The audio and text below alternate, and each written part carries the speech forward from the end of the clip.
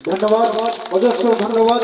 আবেগতাড়িত হয়ে যাচ্ছে হওয়ার কথাই, কারণ বিগত দিনের ইতিহাস যখন চোখে ভাসছে, কান্নায় চোখ অটোমেটিক জলে ভেসে যাচ্ছে। আমরাও তাদের কথা স্মরণ রেখে আগামী দিনে আরো আরো যাতে শহীদ দিবস পালন করতে পারি সেই চেষ্টা করব। এরপর বক্তব্য রাখার জন্য অনুরোধ রাখবো এলাকার প্রাক্তন বিধায়ক মাননীয় সাম্যপ্রিয়ারী মাহাতো মহাশয়কে, এবং পরবর্তীকালে আমরা একটা দেশাত্মবোধক গান শোনার জন্য অনুরোধ করব মাননীয় ভাস্কর রায় মহাশয়কে। উনি তৈরি ছিলেন। মাননীয় আজকের এই সভাপতি মহোদয়, উপস্থিত এখানে পুরুলিয়া মিউনিস কলেজের চেয়ারম্যান নবেন্দ্র মাউলি মহোদয়, উপস্থিত পুরুলিয়া জেলা পরিষদের কর্মাধ্যক্ষ মাননীয় হংসেশ্বর মাহাতো, অন্যান্য প্রধান, এখানে সভাপতি মানবাজার পঞ্চায়েত সমিতি, সহসভাপতি মানবাজার পঞ্চায়েত সমিতি, আরও যারা বিশিষ্ট ব্যক্তিগণ উপস্থিত রয়েছে, তাছাড়াও যারা স্বাধীনতা সংগ্রামীদের পরিবার থেকে যারা উপস্থিত হয়েছেন, শহীদ পরিবার থেকে যারা উপস্থিত হয়েছেন, সুধীবৃন্দ যারা উপস্থিত হয়েছেন, আরও যারা উপস্থিত আছেন, তাদের সকলকে বড়দের নমস্কার এবং ছোটদের স্নেহ ভালোবাসা জানিয়ে আমি আমার সংক্ষিপ্ত বক্তব্য রাখতে চাই। হ্যাঁ, ৮২ বছর পর শহীদ চুনারাম গোবিন্দ স্মৃতি এখানে প্রতিষ্ঠিত হয়েছে। এর আগেও হয়েছে, হয়নি এমন কথা নয়। মানবাজারে আছে, মানবাজারে যেদিন 13ই আশ্বিন যেদিন থানা পড়াতে যায়, ৩০০-৪০০ লোক যুবক মানবাজার থেকে যাওয়ার পথে আটকে দেয়। দুজন আরো স্বাধীনতা সংগ্রামী যারা ছিল, যে ঠিক মতো আমাদের সেই মতো যেতে হবে। হ্যাঁ, বলছিলেন মেটালার সত্যকিঙ্কর মাহাতো, তিনি আমাদের মধ্যে নেই, তিনি তাকে শ্রদ্ধা জানাচ্ছি। তিনি নেতৃত্ব দিয়ে নিয়ে গিয়েছিলেন। যা আমি জানি, যা লেখাপড়া করি, যেটুকু জানি, যা শুনেছি, আমাদের পরিবার থেকেও যা শুনেছি, তাতে বলতে চাই যে শুধু গোটা মানভূম জেলা যখন উত্তাল স্বাধীনতা সংগ্রামে, গোটা ভারতবর্ষ যখন উত্তাল স্বাধীনতা সংগ্রামে, একদিকে আগের থেকে কোল বিদ্রোহ, ভূষ বিদ্রোহ, সাঁওতাল বিদ্রোহ, নানা বিদ্রোহ দিয়ে স্বাধীনতার জন্য লড়াই হয়েছে। সাম্রাজ্যবাদের বিরুদ্ধে লড়াই করে দেশকে ব্রিটিশকে তাড়িয়েছে। যেদিন দেশের কংগ্রেস যেদিন ঠিক করলো যে হয় মরতে হবে আর না হয় করতে হবে, এরকম একটা সিদ্ধান্ত নিয়ে যে ব্রিটিশকে তাড়াতে হবে দেশ থেকে, ব্রিটিশ বিরোধী আন্দোলন সমস্ত জায়গায় যেভাবে ছড়িয়ে ছিটিয়ে হয়েছিল, মানভূম জেলাতেও, এদিকে নিন্দি, এদিকে আপনার বাংলান, এখানে মাঝিহিয়া, ভুতাম, উধারে কোনাপাড়া, আর শিল্পাশ্রমের প্রথম আক্রমণ, যে আক্রমণ হয়েছে প্রথম, সেখানে যারা ছিল দুজন মহিলা সহ তাদেরকে জেলে পুরা হয়েছে, বহু লোক জেলে গেছে। ৪২-এ যেদিন ১৩ আসন এখান থেকে যায়, চেপার দক্ষিণ মাঠ থেকে যখন যায়, ওরা গিয়েছে তারা থানাতে ঢুকে গেছে। ঢুকার সঙ্গে সঙ্গে ব্রিটিশের পুলিশ গুলি করেছে, বহু লোককে গুলি পেয়েছে, কিন্তু ৩ জন ওখানেই পড়েছিল। ৩ জনের মধ্যে একজন ওখানেই মারা গেছে সঙ্গে সঙ্গে। শহীদ চুনারাম এবং গোবিন্দ ২ জন, এবং গিরিশ মাহাতো ও গুলি খেয়ে ওখানেই পড়েছিল। ৩ দিন আমাদের বাড়িতেও রান্না হয়নি। এরকম একটা আন্দোলন, ৪২-এর আন্দোলনে যুবরা আজকের যুবরা আর তখনকার যুবরা দুটোর মধ্যে বহু তফাৎ। ওরা মরার জন্য গেছে, কিন্তু ব্যক্তিগত কারো আক্রমণের জন্য নয়, কোনো দেশের ক্ষতি করার জন্য নয়, ব্রিটিশকে তাড়ানোর জন্য।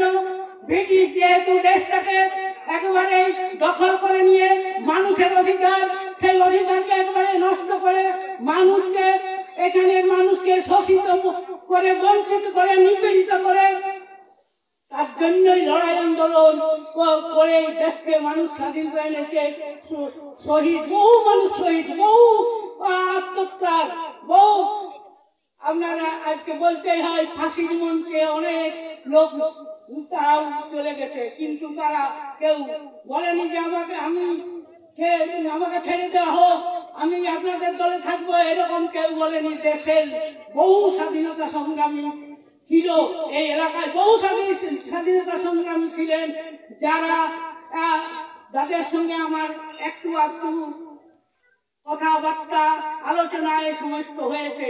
শিল্পা এখানে আপনার মাঝিলে আশ্রম থেকে পরিচালনা হয়েছে স্বাধীনতা আন্দোলন, সে ইতিহাস আছে, সেই ইতিহাস আজকে ইতিহাস ঠিক মতো, স্বাধীনতার জন্য যে ইতিহাস ঠিক মতো লেখা হতো।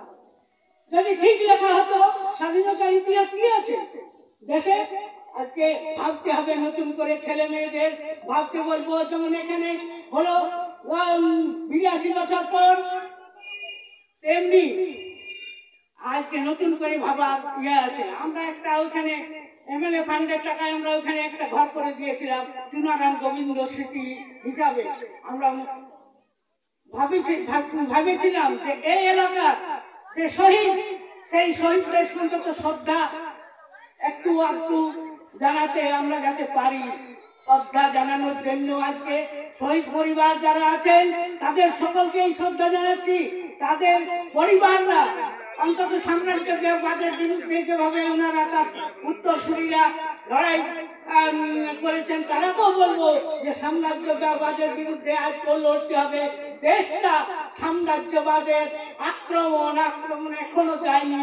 আজকে থানার ভিতরে এই শহীদদের এখনো করতে দেয়নি, মূর্তি হোক আর বেটি হোক করতে দেয়নি থানার ভিতরে, যেখানে পড়েছিল। এরা চেষ্টা করেছে বারবার, এই আপনারও যারা সেই সময় স্বাধীনতা সংগ্রামী ছিল, বারবার তারা ওখানে চেষ্টা করেছে, বিধানসভায় বারবার তুলেছে যে ওখানে ভিতরে করতে দিতে হবে। এইরকমই ব্রিটিশ শাসন, ব্রিটিশের এখনো যে এই থানার আছে নিয়ম কানুন, তাতে থানার ভিতরে কোনো শহীদদের মূর্তি বা কোনো বেদি করা যাবে না, বাইরে কেবল 13 আসেই হয়, কোন রকমের ভিতরে গিয়ে মাল্যদানটুকু হয়।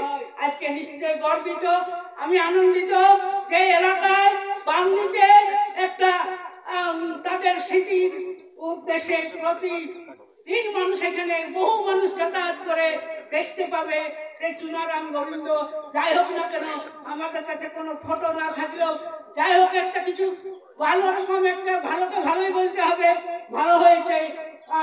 আমরা গর্বিত, আনন্দিত। দলমত নির্বিশেষে এগিয়ে আসার জন্য আমি আহ্বান করব সকলকে যে এখানে কোনো দল নয়, এখানে কোনো মতের কোনো পার্থক্য নেই, এখানে দলমত নির্বিশেষে সবাই এই সাম্রাজ্যবাদের বিরুদ্ধে লড়াইয়ে এগিয়ে আসুন, সবাই সামিল হন। এইটুকু আবেদন অনুরোধ রেখে আমি আমার কথা এখানে শেষ করছি। নমস্কার। ধন্যবাদ মাননীয় সমপের মাহাতো মহোদয়কে। এরপর কিছু বলার জন্য অনুরোধ রাখছি এলাকার বিশিষ্ট সমাজসেবী মাননীয় দেবেন্দ্রনাথ মাহাতো মহাশয়।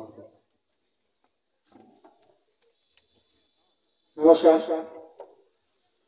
আজকের এই অনুষ্ঠানে যে সমস্ত বিশিষ্ট জনেরা উপস্থিত আছেন, তার মধ্যে আমাদের পুরুলিয়া পৌরসভার পৌরপ্রধান, আমাদের পুরুলিয়া জেলা পরিষদের পূর্ত কর্মাধ্যক্ষ এবং আমাদের প্রাক্তন বিধায়িকা সানমদি প্রসাদ বাবু, এছাড়াও মঞ্চে অনেকেই উপস্থিত আছেন।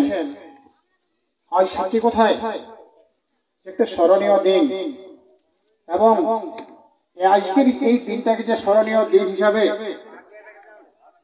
আমাদের বামনি মাঝিরা গ্রাম পঞ্চায়েত যে উদ্যোগ এবং বামনি মাঝিরা অঞ্চলের সমস্ত শুভাকাঙ্ক্ষী তাদের যে উদ্যোগ, সেই উদ্যোগকে আমি সাধুবাদ জানাচ্ছি। যে উদ্যোগটা নিয়েছেন, যারা শুধু নিজেদের জন্য না, দেশের জন্য প্রাণ বিসর্জন দিয়েছেন, তারাকে স্মরণে রাখার জন্য যে উদ্যোগটুকু নিয়েছেন। এবং শুধু এইখানে না, আমরা আশা করব মানবাজার থানার বা মানবাজার ব্লকের